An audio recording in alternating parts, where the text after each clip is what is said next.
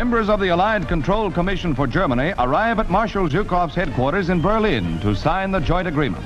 General Eisenhower is on hand to represent the United States.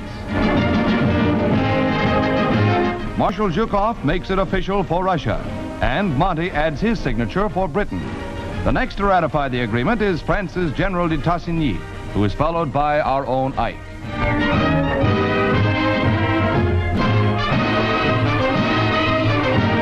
Official British pictures of the men who will control the post-war destiny of Germany.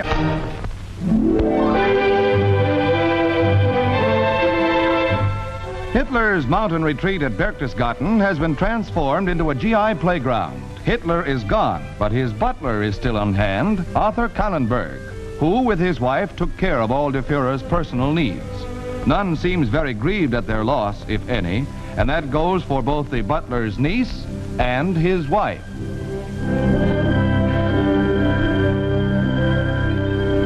Yes, the GIs have taken over, and the men of the 101st Airborne even have Hitler's lofty eagle's nest at their disposal. He is said to have used it only 4 times.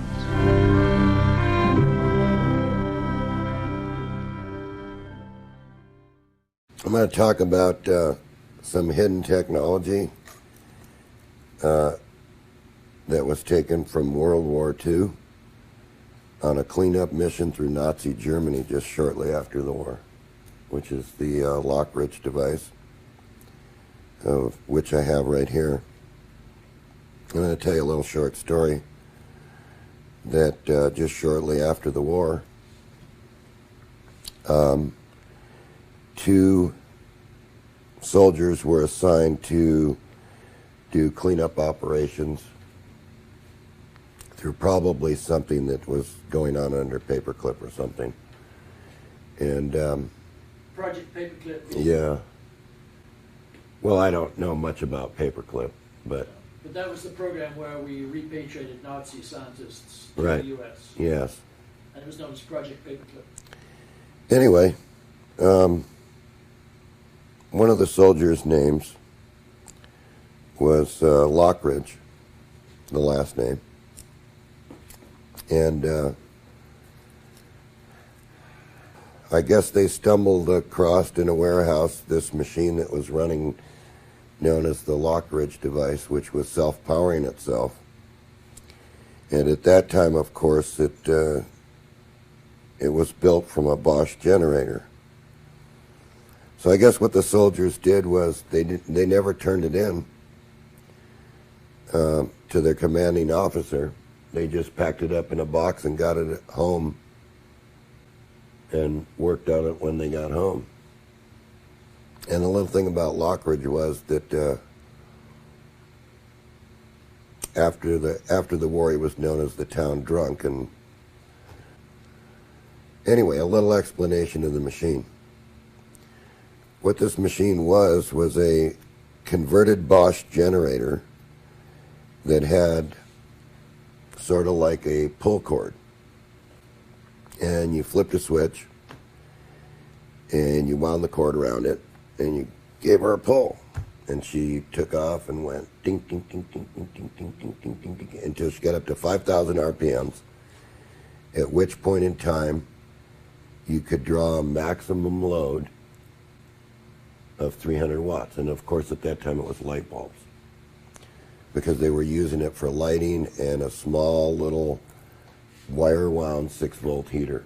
But if you exceeded the 300 watts, you killed the machine. So, a little explanation of the machine is the generator casing, everybody knows, is this iron casing. And what was done different is a normal generator would have its poles, say, like this.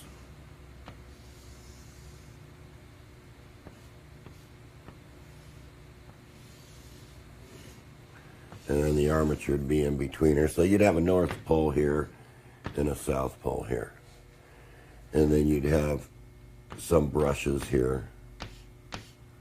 And then, of course, you normally in a generator, one would go to one brush and the other one would go to the field wire. and then the armature, which is in here in commutator segments. And you always, with a generator, when you replace a generator, use a generator, is you always polarize the generator so that there's some residual magnetism in these poles. So if you just took the normal generator and put a pulley on it and then wrapped a pull cord around it and gave it a pull, it would self-energize itself and light the headlight just for a few seconds and then go back out. But that's not the Lockridge device, because what the GI has actually seen was something far different. They couldn't figure out where the power source was or where the battery was that was running this, so they just stopped the machine forcefully, from what I understand. What do you mean forcefully? Forcefully. Put their foot on the rotating mass. Okay. And stopped it. Of course, the lights went out, and they packed it up and hid it very well. Got it back home. Got it back here to the USA. And this is, I think that this is somewhere down in Boise. That's where the people that own these Lockridge machines were to be found at the time. Of course, they're all dead now, and most of the houses have been torn down.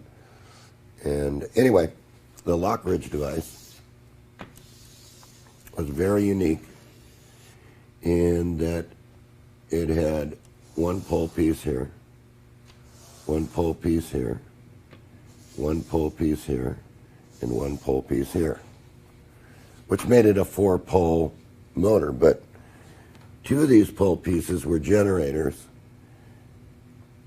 and the other 2 were motors. So this is a motor, and this is the gen. Now, something very interesting here, because this was a North Pole, and this was a North Pole, and this was a South Pole, and this was a South Pole. Well, you see, it's not 6 poles, it's 4 poles. So, in between these portions of the poles, very conveniently, if this case went backwards like this, a slot was cut to divide the case in 4 places. And we'll get a close-up on this in a minute, because there's a reconstruction of it here that they tried to rebuild that didn't work. But remember, from all my past videotapes and everything on scalars and magnets, that I said if you put 2 north poles together, push them together like this, you get a beam that appears here. So the magnetic field sort of looks like this. It's very sharp.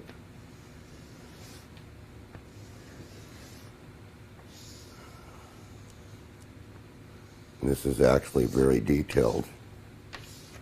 But that's basically what the beam looks like. And it's north here and north here. And it's a pinpoint beam, because normally the North Pole, the magnetic field goes like this.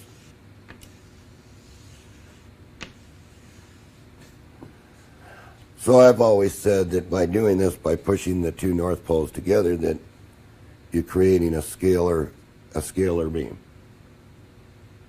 pinpoint scalar beam. So what was really going on in this thing was the generator and the motor. The generator's a constant thing, and the motor's a switch thing. So between these two, you have an attraction field when it's generating, because these are energized. And then when the motor turns on, what happens is these 2, it interferes with this field and wants to push like this. And so it's going to do the same thing from this side.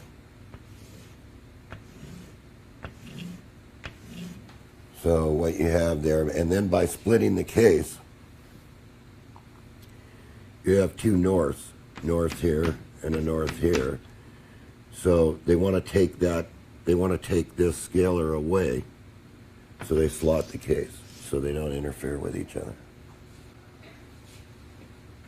But anyway, that's just a little explanation on the scientific end of the Lockridge device, and basically what was going on in the functioning of it and what's going on with these in this case, electromagnetic beams, not permanent magnet beams.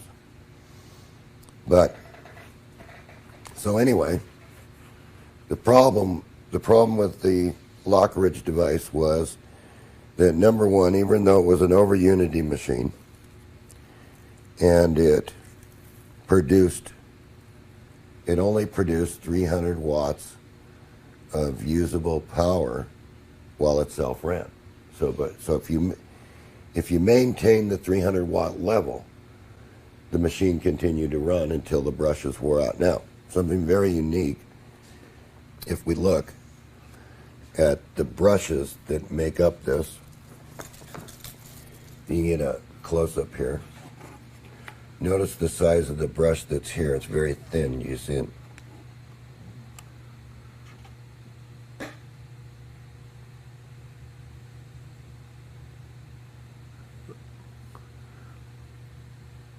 Okay, that's the brush at the very end. Can you put your finger on it again? Yeah, I'll point to it here. See, it's very thin. Right. And it's in a special made holder. Right. So that you can adjust the...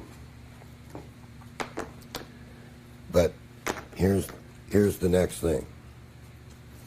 This brush, when we look at it, fits only one segment of the commutator. See, it doesn't even hit the slots.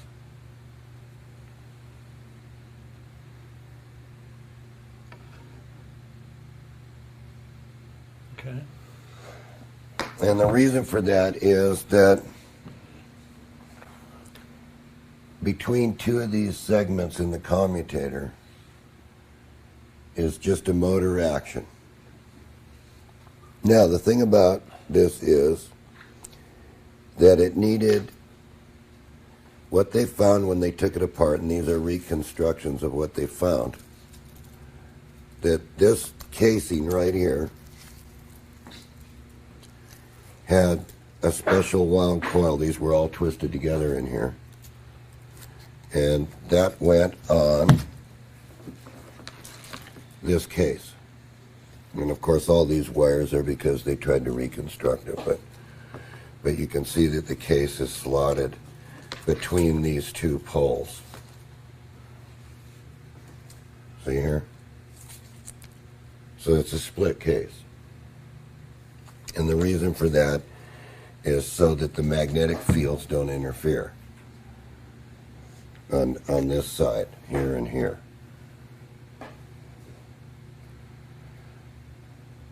So that's the split case. And That's the split. Where don't they want the... Okay, so they don't want these two magnetic fields, these two norths, to interfere out here.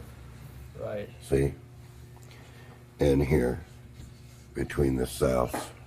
All right? Right. So this acts on the motor side as a big inductor, because this was in series with the motor pulse. And it almost acts like the monopole motor, into where the coil becomes and gives you that sharp spike. Well, the next unique thing that's missing from all this is that, and I'm going to erase this,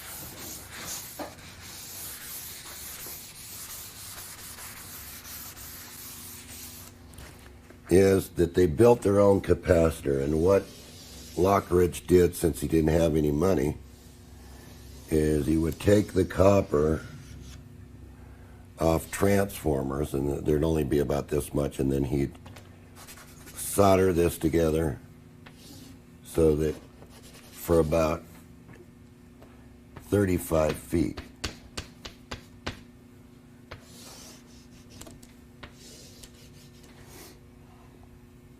And he'd do this twice.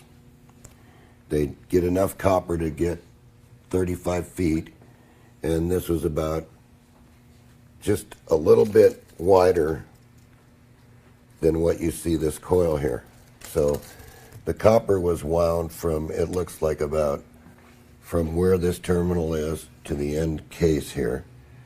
And what they would do is they'd put two together, butcher paper in between. But by butcher paper, you mean Waxed butcher paper. that they wrap? Yeah. They wrap the meat in it. Yeah. And then they would wind this around the case as a capacitor. Now that's a pretty big capacitor, but it charges very fast because it's not a lot. It's just real high voltage. It's like 400 volts. So when you take that 300 or 400 volts and these two brushes hit in exactly two of these commutator segments, the motor spins because of the residual magnetism that's in these coils. So it's actually a series wound motor. And what I mean by series is a coil, commutator, and a coil. Like that. So our commutator is in between here like this. And this one goes to a brush the way he had it hooked up. And this one went to a brush the way he hooked up. And you can see the brushes here. I'm actually moving that one there. See? Very special arrangement of brushes. So these are the original brushes? These are the original. This is exactly built that people that own the machine told the guy that built it. So this is a replication. This is a replication of what they tried to build back from that day. From the original machine. From the original machine. And the original machine was a Bosch generator, which was a 6-volt machine. And then, of course, there were, they needed a 12-volt generator. So they tried all kinds of 12-volt generators. They tried Ford and they tried Chrysler, and but the only one that would work was this Delco Ramey. Its case and the way it's arranged. It's the only one that would work. And so we've got our condenser. And so what we're doing is we're catching, when we gave this thing a pull, the generator, the motor switching actually, there's 3 windings here, see? So it's trifilar.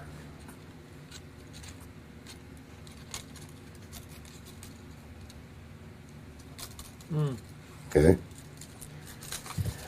So one of these was on the generator side and one of these was on the motor side, and the other one is part of the circuit that helped charge this capacitor. And so this capacitor built a great big charge of about between 3 and 400 volts. Because a few claimed that when they didn't build the capacitor right, when Lockridge didn't do the capacitor right, it would short between here and there, and he'd have to replace the butcher paper. He'd have to wax it more. It's blocking the... So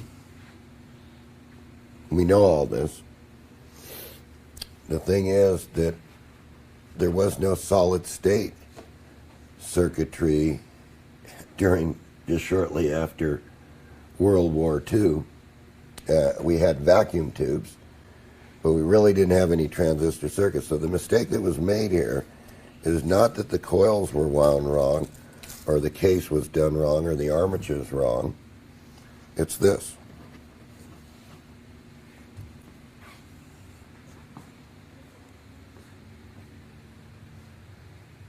they tried to make it solid-state switcher. Well, they did successfully get the motor to switch, but this is not the correct way to do it when it was a total mechanical device and using the 4 brushes to do the switching. So here's an example of everything that they did, and quite a few drawings from people that they talked to about how this machine was put together and where the pole pieces were.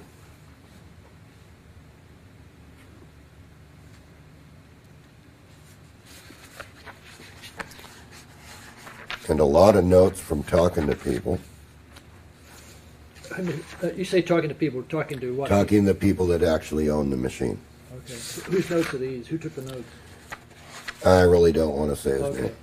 But anyway. But this is somebody who had access to the original... Yes, this is somebody that had access to the original people that worked for Lockridge. And what Lockridge did is he hired basically people that were, I would say, a little slow in learning. Slower than most. In other words, because he was only going to give them one job, and that job was to just make this coil. And they knew nothing else. Never did one of them actually see Lockridge assemble the machine. So not one of them knew exactly how this machine went together. It's just notes and pictures of them trying to construct the machine.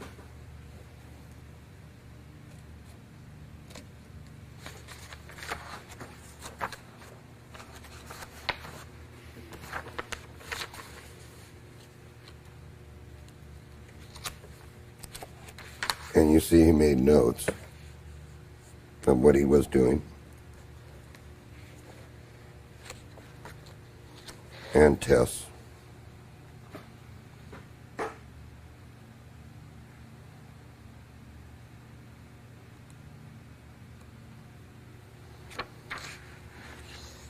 So the man that tried to